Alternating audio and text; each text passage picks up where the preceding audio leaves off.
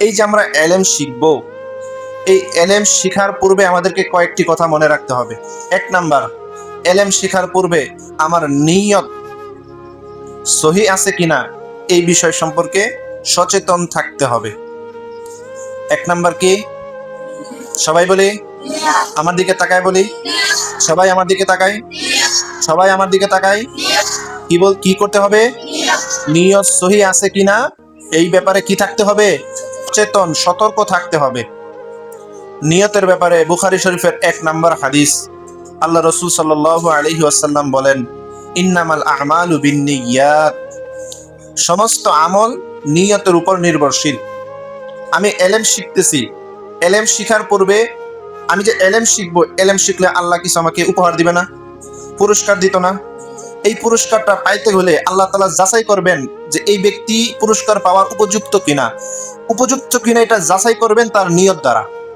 আমরা যে এলেম শিখতেছি, আমরা এই এলেম শিখতেছি আল্লাহর জন্য, নাকি মা বাবাকে খুশি করার জন্য, না দুনিয়ার মানুষকে খুশি করার জন্য, নাকি উস্তাদকে খুশি করার জন্য? এই সব কিছু আল্লাহ তাআলা জাস্টিফাই করার পরে পুরস্কার দিবেন। এই জন্য এলেম শিখার পূর্বে 1 নাম্বার আমাদের কি ঠিক করতে হবে? সবাই বলে, আবারও বলে, এই নিয়তের ব্যাপারে কয়েকটা কথা মনে রাখি। 1 নাম্বার, এলমে দ্বীন অর্জন করব একমাত্র রেজায়ে মাওলা, একমাত্র আল্লাহর সন্তুষ্টির জন্য। এলমে দ্বীন অর্জন করব একমাত্র কার সন্তুষ্টির জন্য? আবু বকর, কার সন্তুষ্টির জন্য? সবাই বলে, আবারও বলে। 2 নাম্বার, আমি এলেম অর্জন করব এলেম মোতাবেক আমল করার জন্য। 2 নাম্বার, এলেম মোতাবেক আমল করার জন্য, অর্থাৎ এলেম অনুযায়ী আমল করার জন্য। সবাই বলি, এলেম অনুযায়ী আমল করার জন্য। সবাই বলি, আবারও বলি, আবারও বলি। 1 নাম্বার, নিয়তের মধ্যে কয়েকটি কথা বলতেছি। 1 নাম্বার, কার সন্তুষ্টি? আল্লাহর সন্তুষ্টির জন্য। 2 নাম্বার, এলেম অনুযায়ী আমল করার জন্য। 3 নাম্বার,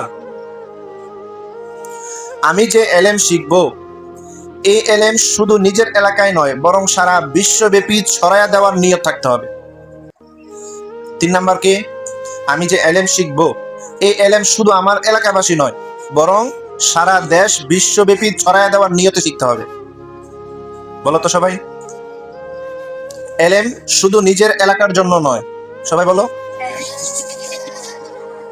বরং সারা দেশ ও বিশ্বব্যাপী ছড়ায় দেওয়ার জন্য। আবার বলি, এলেম শুধু নিজের এলাকার জন্য নয়, বরং সারা দেশ ও বিশ্বব্যাপী ছড়ায় দেওয়ার জন্য। এই বিষয়গুলো কেন বলতেছি তোমাদেরকে? এখন থেকে যদি তোমরা এই বিষয়গুলো সম্পর্কে সচেতন না থাকো যে আমার ভবিষ্যতে কি করতে হবে, এটা যদি এখনই নিয়ত না করো, তখন ভবিষ্যতে গিয়ে কিছুই করতে পারবে না। বুঝতে পারছো সবাই?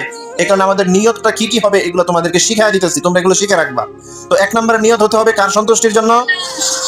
2 নাম্বার, যা শিখবো এলেম অনুযায়ী আমল করার জন্য। 3 নাম্বার, 4 নাম্বার, আমরা এলেম শিখতে শিখতে, লেখাপড়া করতে করতে একটা পর্যায়ে যখন আমরা আলেম হয়ে যাব, আল্লাহ তাআলা যদি আমাদেরকে লেখনী শক্তি দেয়, লেখালেখি করার শক্তি দেয়, অর্থাৎ এই বই যে লিখছে, একজন ব্যক্তি লিখছে না, সবাই কি লিখতে পারে? সবাই কি লিখতে পারে? তো দেখা গেছে 1000 মানুষের মধ্যে থেকে একজন ব্যক্তি লেখালেখি করতে পারে।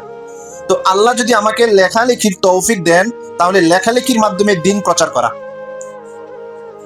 লেখালেখির মাধ্যমে যদি আল্লাহ তৌফিক দেন, তাহলে নিয়তের আলোচনা শেষ। যে আমার আলোচনার মধ্যে সবচেয়ে বেশি মনোযোগী হইবা, আলোচনার পরে তাকে পুরস্কার দেওয়া হবে। এই জন্য সবাই মনোযোগী হও। এলেম শিখার পূর্বে কয়টি বিষয় মনে রাখতে হবে? 1 নাম্বার, নিয়ত। 1 নাম্বার, 2 নাম্বার কাজ, আমরা যে এলেম শিখবো, এই এলেম শিখার সময় আমাদের ইখলাস থাকতে হবে। কি থাকতে হবে? ইখলাস কাকে বলে? ইখলাস বলা হয় একনিষ্ঠতা, বিনয়ী। আমরা আল্লাহর কাছ থেকে এলেম শিখতেছি, আল্লাহ আমাকে এলেম শিখাচ্ছেন, আল্লাহ আমার ব্রেনের মধ্যে এলেম ঢুকায় দিতেছেন, আল্লাহর তৌফিকে আমি এলেম শিখতেছি। এই শিখার সময় নিজেকে বিনয়ী ভাবে রাখা, ইখলাস রাখা, অন্তরের মধ্যে কোনো ধরনের রিয়া, কোনো ধরনের অহংকার, কোনো ধরনের দাম্ভিকতা, কোনো ধরনের মনের ভিতরে হিংসা বিদ্বেষ এগুলো কিছুই রাখা যাবে না। একনিষ্ঠতার সহিত মনটা আল্লাহর দিকে রুজু কইরা ইখলাসের সহিত ইলম অর্জন করা। বুঝতে পারছেন সবাই? 3 নাম্বার, আল্লাহর কাছ থেকে প্রতিদান সওয়াব পুরস্কার পাওয়ার আশায় ইলম অর্জন করা। 3 নাম্বার, আল্লাহর কাছ থেকে পুরস্কার পাওয়ার আশায় ইলম অর্জন করা। সবাই বলি, যারা এগুলো দাঁড়ায় টাস করে বলে দিতে পারবা তাকে পুরস্কার দেওয়া হবে ইনশাআল্লাহ। 4 নাম্বার, রিয়া মুক্ত থাকা, অর্থাৎ মানুষকে দেখানো যাবে না, মানুষকে দেখানো যাবে না এই নিয়তে ইলম অর্জন করা। অর্থাৎ আমি সহজভাবে তোমাদেরকে বুঝায় দেই, মানুষকে দেখানো যাবে না মানে কি? মানে হলো আমাদের বাবা মা অথবা যাদের অভিভাবক মাদ্রাসায় পাঠাইছেন শুধুমাত্র তাদেরকে সন্তুষ্ট করার জন্য, তাদেরকে খুশি করার জন্য ইলম অর্জন করা যাবে না। বুঝতে পারছি? আমাদের যারা অভিভাবক আছেন তারা তো আমাদের সবচেয়ে আপন মানুষ, তাই না? এছাড়া বাহিরে মানুষ আপাতত বাহিরে রাখো, সবচেয়ে আপন মানুষ নিজের অভিভাবক। এই আপন মানুষকেও দেখানো যাবে না, তাকে সন্তুষ্ট করার জন্য ইলম শেখা যাবে না। কাকে সন্তুষ্ট করার জন্য? এই ব্যাপারে একটি লম্বা হাদিসটি বলার আগে আরেকটু কথা বলে নেই। আমরা যারা ইলম অর্জন করব, ইলম অর্জন করার শুরুতে আমাদের মাথায় বিষয়টা থাকতে হবে যে আমি বড় হইয়া কারি হব, বড় হইয়া শাইখুল হাদিস হব, বড় হইয়া অনেক বড় আলেম হব, অনেক বড় বুজুর্গ হব, মানুষ আমাকে বাহবা দিবে, মানুষ আমাকে আলেম বলবে, মানুষ আমাকে কারি বলবে, মানুষ আমাকে মুফতি সাহেব বলবে, মানুষ আমাকে হাফেজ সাহেব বলবে, মানুষ আমাকে বড় মাওলানা বলবে। এই মানুষের কাছ থেকে প্রশংসা পাওয়ার নিয়ত থাকা। বুঝতে পারছি? তোমরা যখন রাস্তা দিয়ে যাও অনেকে ডাক দেয় না, হুজুর, ডাক দেয় না? ডাক দেয় কিনা?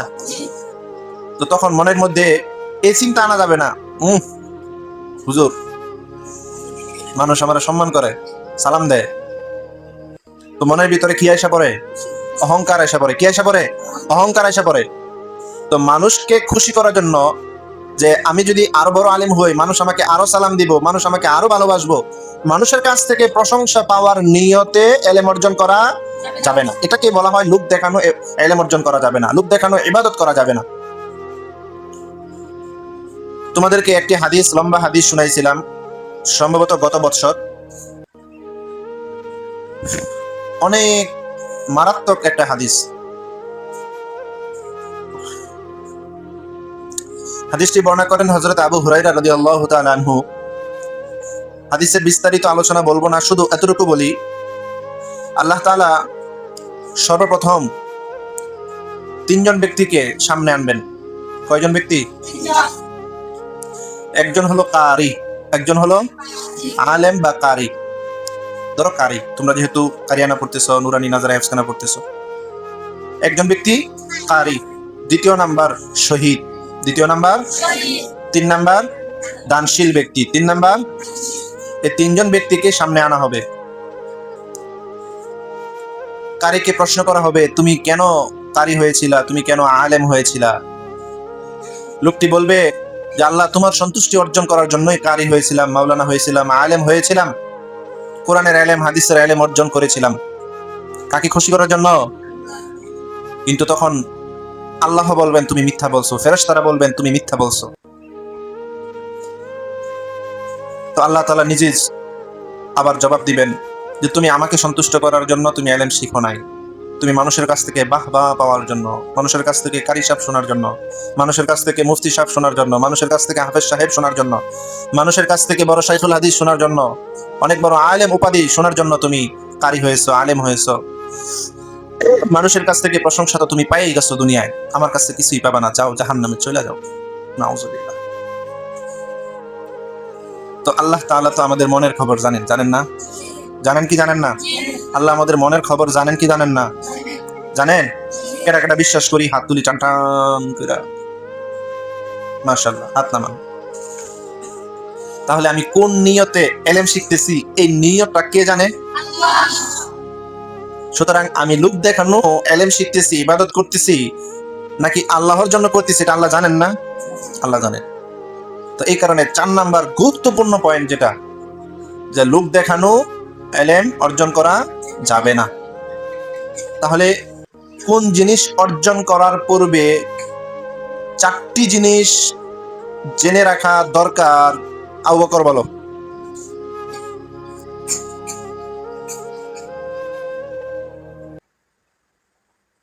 পুরস্কারটা নিতে পারলা না, তুমি বলো। হুম, মাশাআল্লাহ।